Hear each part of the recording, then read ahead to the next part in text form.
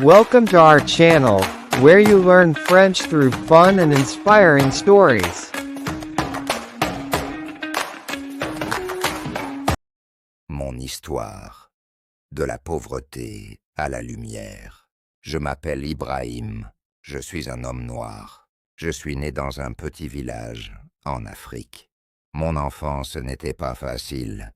Nous étions pauvres, mais nous avions l'amour. Ma mère disait toujours « Ibrahim, même si tu es pauvre aujourd'hui, ton cœur est riche. » Quand j'étais enfant, je regardais le ciel le soir. Je rêvais d'un autre pays. Je rêvais de la France. Pour moi, la France était un pays de lumière, de travail et de respect. Mais la réalité était différente. Il y a le départ. Un jour, j'ai décidé de partir. Ce n'était pas un choix facile. J'ai quitté ma mère. Elle pleurait à l'aéroport. « Mon fils, sois fort. N'oublie jamais qui tu es. » Je suis arrivé en France avec une petite valise et très peu d'argent. Je ne connaissais personne. Je ne parlais pas bien français. J'avais peur. Mais j'avais aussi un rêve. La vie difficile, les premiers mois, étaient très durs. Je dormais dans une petite chambre froide à Paris. Je travaillais comme ouvrier dans le bâtiment. Le travail était lourd, mes mains me faisaient mal. Mon dos aussi. Parfois, certaines personnes me regardaient mal dans la rue. Une fois, un homme m'a dit « Oh, retourne dans ton pays ». Ces mots m'ont fait très mal. Cette nuit-là, j'ai pleuré seul dans ma chambre. Je me suis demandé pourquoi la vie est-elle si injuste. Je travaillais beaucoup, mais je gagnais peu d'argent. Je mangeais du pain et du riz presque tous les jours. Je n'avais pas d'amis.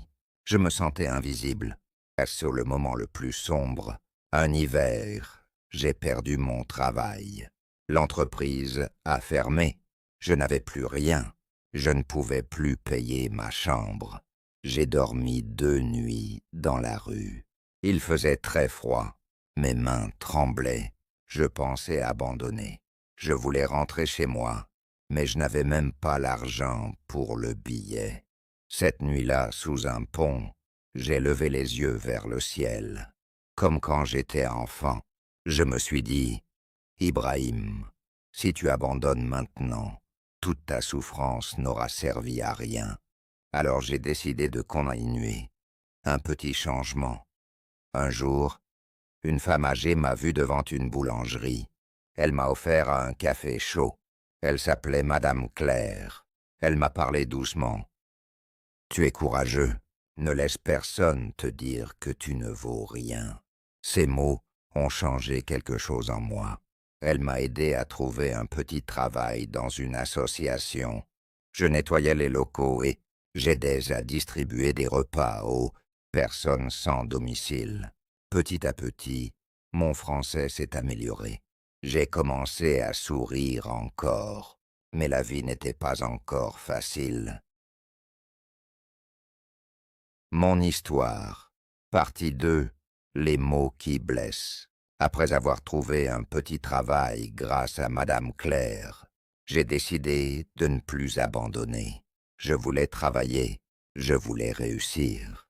Je voulais prouver que ma couleur n'était pas une faiblesse. Chaque matin, je me levais très tôt. Je prenais le métro à Paris. Je regardais les gens autour de moi. Ils semblaient pressés, confiants, différents de moi. Moi, je me sentais petit. Avec les nouvelles tentatives, j'ai cherché un autre travail pour gagner plus d'argent. Je suis allé dans plusieurs magasins, restaurants et entreprises. Je disais avec mon accent « bonjour, je cherche travail. Je peux travailler dur. » Certaines personnes riaient. D'autres faisaient semblant de ne pas comprendre. Un homme m'a dit « On ne comprend rien quand tu parles. » Une femme a chuchoté à sa collègue en me regardant. « Encore un immigré. » Ces mots entraient dans mon cœur comme des couteaux. Le rire des autres. Un jour, j'ai trouvé un petit travail dans un café. Je devais nettoyer les tables et aider en cuisine. J'essayais de parler français avec les clients. Vous voulez... café noir. Mon accent africain était fort. Les clients riaient parfois. Un collègue imitait ma façon de parler devant les autres employés. Ils riaient tous. Je faisais semblant de ne rien entendre. Mais le soir, quand je rentrais dans ma petite chambre, je pleurais. Je me regardais dans le miroir. Je voyais ma peau noire. Je touchais mon visage. Je me demandais, est-ce que ma couleur est un problème? Est-ce que je suis moins important que les autres? Essayer encore, mais je ne voulais pas rester faible. Chaque soir, je regardais des vidéos en français. Je lisais des livres simples. Je notais des nouveaux mots dans un petit cahier. Je parlais seul dans ma chambre. Bonjour monsieur, comment allez-vous? Je suis motivé et sérieux. Je répétais encore et encore. Je voulais améliorer ma langue. Je voulais être respecté. Le jour où tout s'arrête, un jour, au café, un client a refusé que je le serve. Il a dit au patron, « Je ne veux pas qu'il me touche. » Le patron m'a regardé.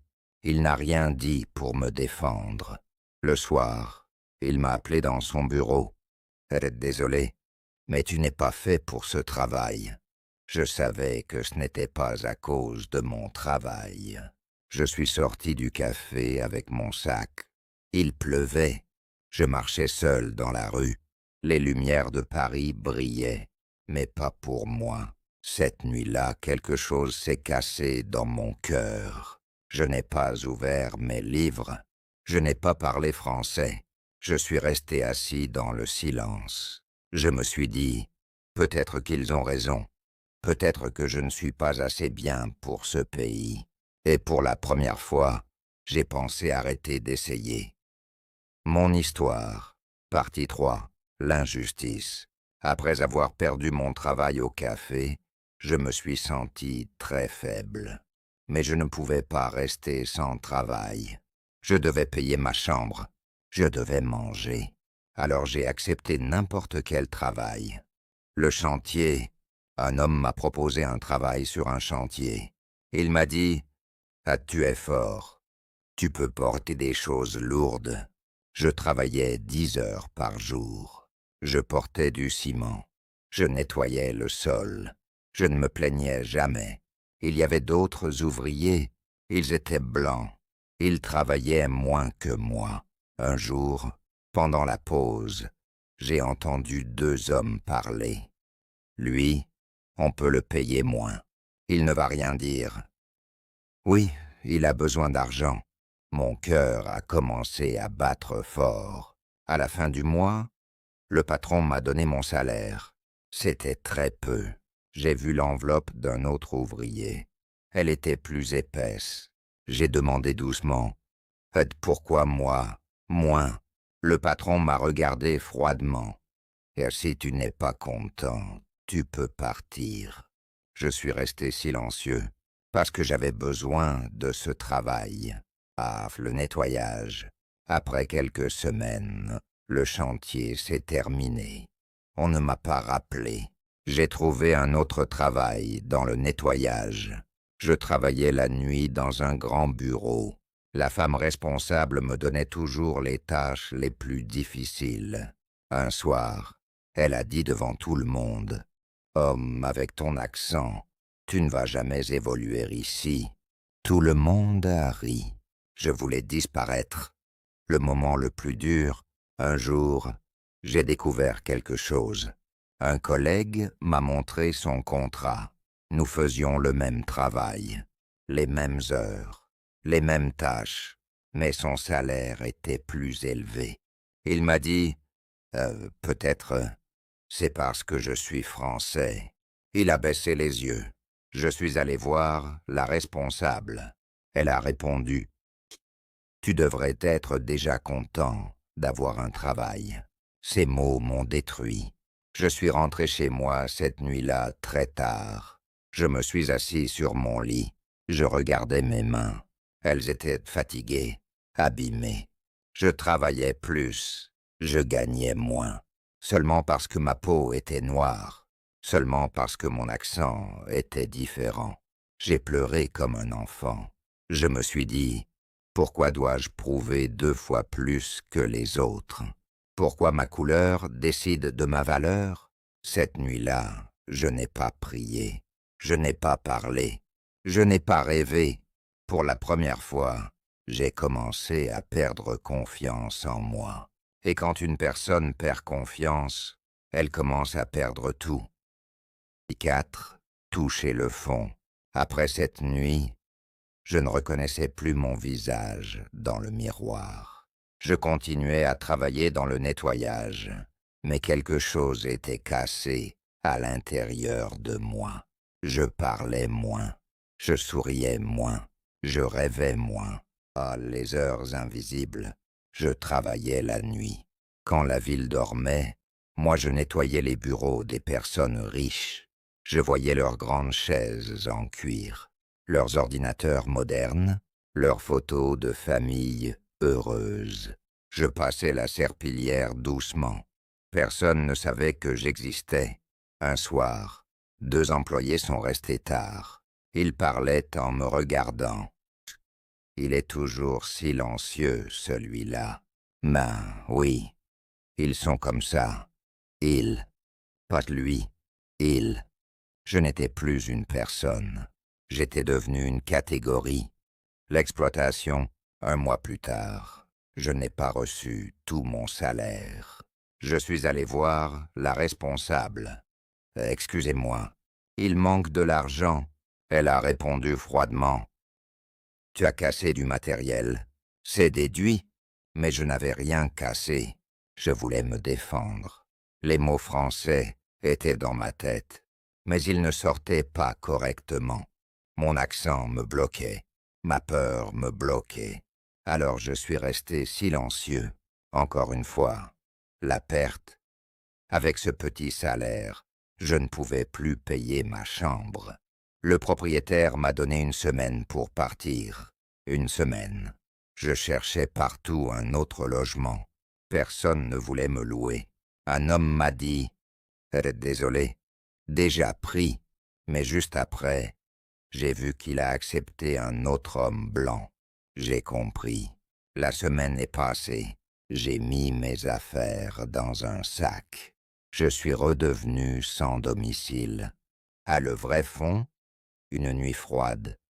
Je me suis assis près de la Seine. Les lumières de Paris brillaient sur l'eau. Les couples marchaient main dans la main. Les touristes prenaient des photos. Moi, j'étais invisible. Je regardais mon reflet dans l'eau noire. Je me suis dit doucement, peut-être qu'ils ont gagné. Peut-être que je ne serai jamais assez. Je pensais à ma mère. Je pensais à son sourire. Je pensais à ses mots. Ton cœur est riche, mais mon cœur était fatigué. Très fatigué. Cette nuit-là, j'ai pensé arrêter définitivement. Arrêter de chercher.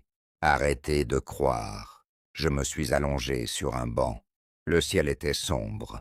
Et pour la première fois, depuis mon arrivée en France, je n'avais plus de rêve. Partie 5. Une main tendue. Cette nuit-là, sur le banc près de la Seine, je ne dormais pas vraiment. Je regardais le ciel gris. Le matin, je me suis levé très tôt. Je me suis dit, « Ibrahim, essaye encore une fois. » Une dernière fois. Je n'avais presque plus d'énergie, mais j'avais encore un petit espoir. Une nouvelle porte. Je marchais sans direction quand j'ai vu une petite entreprise de livraison. Il y avait une affiche sur la porte. On cherche un employé motivé. Mon cœur battait vite. Je suis entré. Un homme d'environ 50 ans était derrière le bureau. Il avait des cheveux gris et des yeux calmes. « Ah, bonjour, monsieur. Je cherche travail. » ai-je dit doucement. Il m'a regardé attentivement, pas avec mépris, pas avec moquerie, juste avec respect. Comment tu t'appelles? Ibrahim. Tu as déjà travaillé? J'ai expliqué avec mon français simple. Il écoutait sans m'interrompre. Puis il a souri. Ton français n'est pas parfait, mais ton courage est fort. Personne ne m'avait parlé comme ça avant. Il s'appelait Monsieur Laurent. Le premier jour, il m'a donné une chance. Je devais aider à préparer les colis et faire des petites livraisons. Le premier jour, j'étais stressé. Je faisais très attention à chaque mot. Quand je faisais une erreur en français, je m'excusais. Mais Monsieur Laurent disait « Apprends ton temps. Tu apprends. C'est normal. » Personne ne riait de mon accent. Personne ne me regardait mal. Pour la première fois en France, je me sentais humain. La confiance. Un jour, j'ai fait tomber un petit colis. Je pensais qu'il allait me crier dessus. Il est venu vers moi. Et là, ça arrive. L'important, c'est d'apprendre. J'étais surpris. Je lui ai demandé timidement. « Et pourquoi? Vous êtes gentil avec moi ?» Il m'a répondu calmement.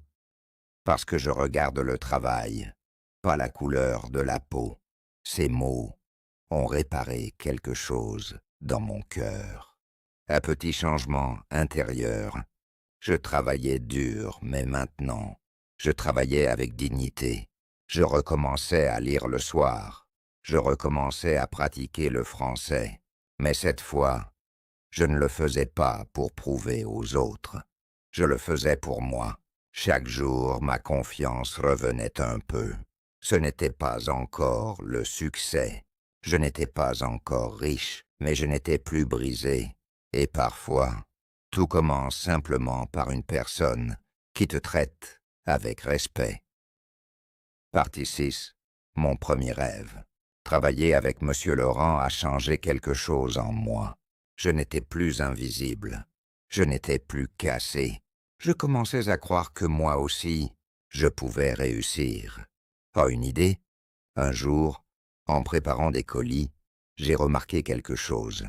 Beaucoup de clients étaient nés des petites entreprises africaines. Ils vendèrent des produits de leur pays, épices, tissus, bijoux. Mais la livraison était souvent lente et chère. J'ai pensé, et si je crée un petit service de livraison pour la communauté africaine? Un service simple, rapide, respectueux. L'idée restait dans ma tête pendant des semaines, mais j'avais peur. Moi? Créer un projet? Moi qui dormais dans la rue il n'y a pas longtemps? Le conseil. Un soir, j'ai parlé à Monsieur Laurent. J'ai une idée, mais je ne sais pas si c'est possible. Il m'a écouté attentivement. Il n'a pas ri, il n'a pas douté. Il a dit « Si tu crois en ton idée, commence petit, très petit, mais commence. » Ces mots m'ont allumé un feu dans mon cœur. Le début difficile, je n'avais pas beaucoup d'argent. J'ai acheté un vieux vélo d'occasion. J'ai imprimé quelques petites affiches. Livraison rapide, sérieux et honnête. Les premiers jours, personne n'appelait. J'attendais près de mon téléphone. Rien. Je doutais encore. Puis un jour, un premier client, une petite boutique africaine, avait besoin d'une livraison urgente.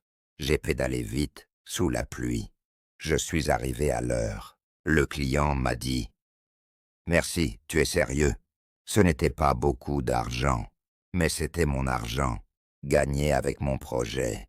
Petit à petit, le bouche à oreille a commencé. 2 clients, puis 3, puis 5.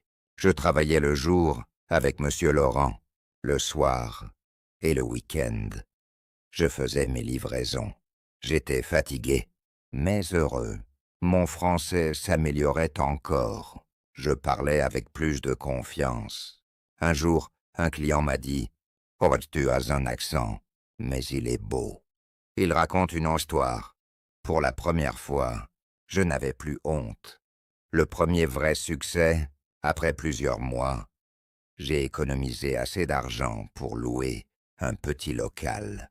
Très petit, mais à moi. J'ai créé un nom pour mon service. Ibrahim Express. Quand j'ai vu mon nom écrit sur la porte, j'ai senti mes yeux devenir humides. Je pensais à la Seine, aux bancs froids, aux nuits sans espoir. Et maintenant, j'avais mon propre projet. Je n'étais pas encore riche, mais je n'étais plus pauvre dans mon esprit. La lumière arrivait doucement. Partie 7. Le retour du doute. Ibrahim Express commençait à grandir. J'avais maintenant plus de clients. J'ai même acheté une petite camionnette d'occasion. Quand je conduisais avec mon nom écrit dessus, je souriais.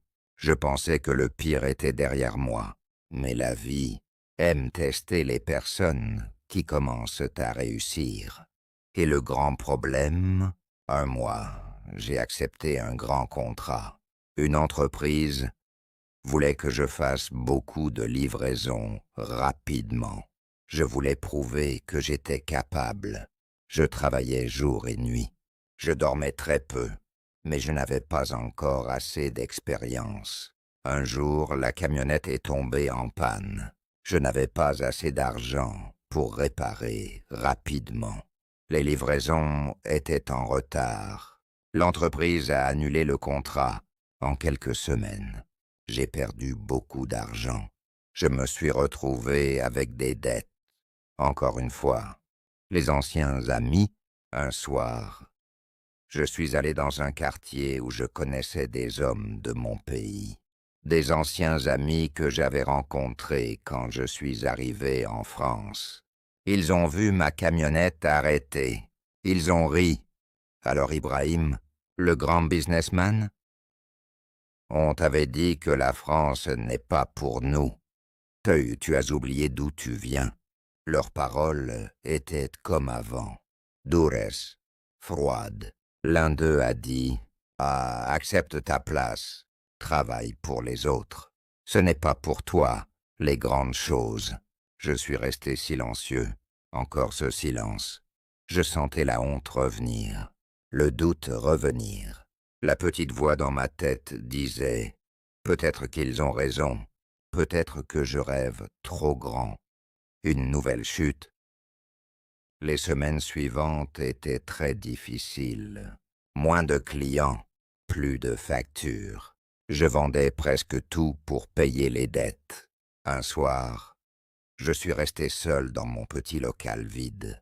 Je regardais le nom Ibrahim Express sur le mur. Je me souvenais du banc près de la Seine. J'avais l'impression de revenir au même point. Je me suis assis par terre. Je n'ai pas pleuré cette fois. J'étais juste fatigué. Très fatigué. Je me suis demandé pourquoi chaque fois que je monte, je tombe encore. La décision. Je suis resté assis seul dans mon petit local vide. Les murs étaient silencieux. La lumière était faible. Mon nom, Ibrahim Express, était encore écrit, mais il semblait fragile. Je pensais aux moqueries. Je pensais aux dettes. Je pensais aux anciens amis qui disaient « Ce n'est pas pour toi. » Mais cette nuit-là, quelque chose était différent. Avant, quand je tombais, je pensais que le problème était moi, ma couleur, mon accent, mon origine. Mais maintenant, j'avais déjà réussi une fois, même si c'était petit, même si c'était court. Cela voulait dire que j'étais capable. La colère positive, je me suis levé doucement. Je me suis regardé dans le miroir du local. Je ne voyais plus un homme faible. Je voyais un homme fatigué, mais vivant. Je me suis parlé à voix haute. « Ibrahim, tu as dormi dans la rue. Tu as survécu. Tu as été humilié. Tu es encore debout. Alors pourquoi tu as peur d'un échec ? Pour la première fois, je n'avais pas honte de tomber. J'avais honte seulement si j'abandonnais. Qu'apprendre de l'erreur? Le lendemain, je suis allé voir Monsieur Laurent. Je lui ai tout expliqué. Il n'a pas dit « je te l'avais dit ». Il n'a pas jugé. Il a dit calmement « un vrai entrepreneur tombe plusieurs fois. La différence, c'est qu'il apprend. Il m'a aidé à comprendre mes erreurs. J'avais accepté un contrat trop grand. Je n'avais pas assez économisé. Je travaillais seul, sans équipe. Ce n'était pas ma couleur, ce n'était pas mon accent, c'était l'expérience. Et l'expérience s'apprend. Recommencer. Différemment, j'ai pris une décision claire. Je n'allais pas fermer mon projet. Je n'allais pas écouter les voix négatives. Je vais recommencer, mais plus intelligemment.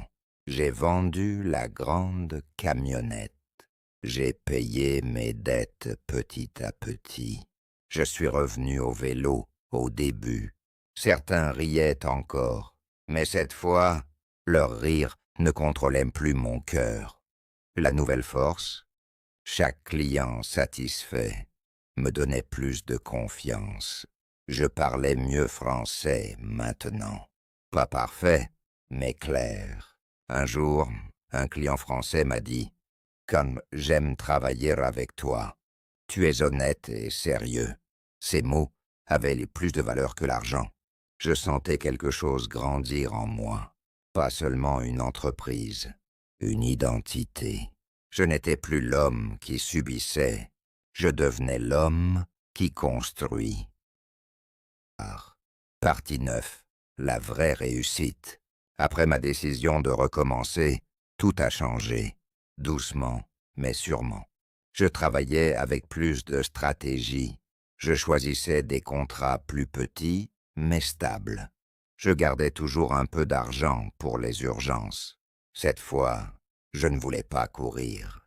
Je voulais construire. La croissance. Les mois passaient.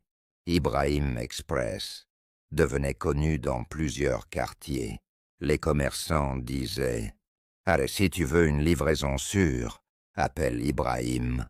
Ces mots étaient ma vraie publicité. Un jour, un grand magasin africain m'a proposé un contrat régulier. Ce n'était pas trop grand, mais c'était stable. Je pouvais respirer, donner une chance. Avec le temps, j'ai pu engager une personne pour m'aider. Un jeune homme africain. Il venait d'arriver en France. Il parlait mal français. Il avait peur, comme moi avant. Le premier jour, il m'a dit « Je suis désolé si je parle mal ». Je lui ai souri. « Ne t'inquiète pas, moi aussi, j'ai commencé comme ça. Je ne voulais pas répéter les injustices que j'ai vécues. Je lui donnais le même salaire que les autres, même respect, même dignité, parce que je savais ce que ça fait d'être traité différemment. T'as le grand tournant. 2 ans plus tard, je n'avais plus un vélo, je n'avais plus une petite camionnette. J'avais 3 véhicules, une petite équipe, un vrai bureau. Un jour, j'ai signé un contrat important avec une entreprise française. Quand j'ai posé ma signature, mes mains tremblaient.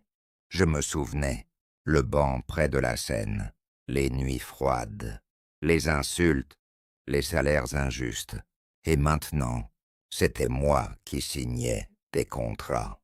La richesse, petit à petit, j'ai commencé à gagner beaucoup d'argent. J'ai pu louer un bel appartement, puis acheter mon propre logement. Je n'étais plus pauvre, mais la vraie richesse n'était pas l'argent. C'était la paix dans mon cœur. Ah, le moment le plus fort, un jour, j'ai marché près de la Seine. Le même endroit, le même pont, mais je n'étais plus le même homme. Je portais un costume simple. Je marchais avec confiance. Je regardais l'eau. Je me suis dit, ils ont essayé de me faire croire que je ne valais rien. Mais ma valeur n'a jamais changé. Ma couleur n'était pas une faiblesse. Mon accent n'était pas une honte. Mon passé n'était pas une prison. C'était ma force. Mon histoire est une preuve. On peut tomber très bas. On peut être humilié. On peut être rejeté. Mais si tu continues, si tu apprends, si tu crois en toi, un jour, le monde sera obligé de te respecter. Et si cette histoire t'a donné de la force, si tu as senti une petite lumière dans ton cœur, alors je te demande une chose simple. Abonne-toi à la chaîne. Ici, nous partageons des histoires vraies, des histoires de courage, de douleur, mais surtout d'espoir. Peut-être qu'une prochaine vidéo va changer ta façon de voir ta vie. N'oublie pas de laisser un petit « j'aime » et d'écrire un commentaire gentil pour soutenir la communauté. Parce qu'ensemble, nous sommes plus forts.